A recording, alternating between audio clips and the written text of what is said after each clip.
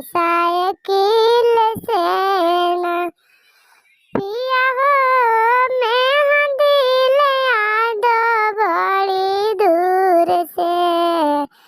जाके साइकिल से ना पिया हो अपना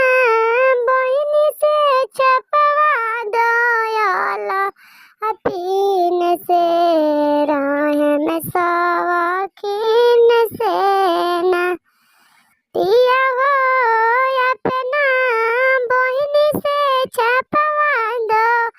याला अपीन से रहन सवाखीन से ना